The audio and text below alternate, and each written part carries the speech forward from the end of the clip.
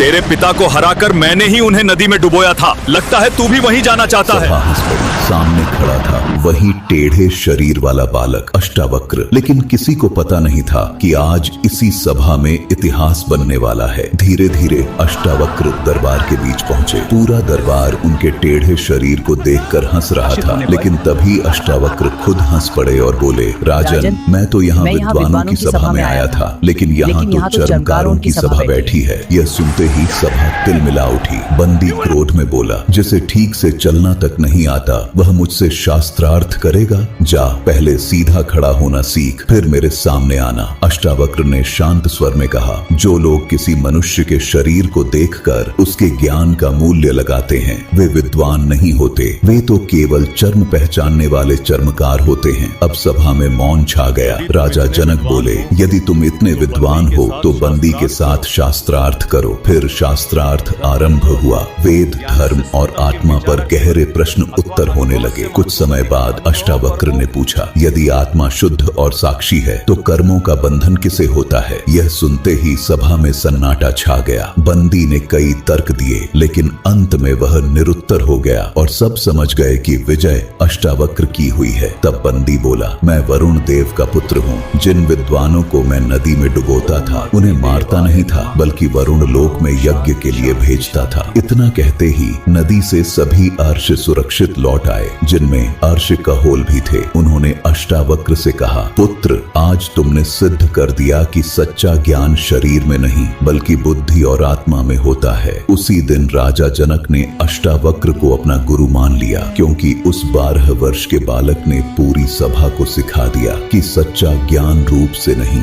ज्ञान से पहचाना जाता है। कमेंट में लिखिए, ज्ञान ही शक्ति है।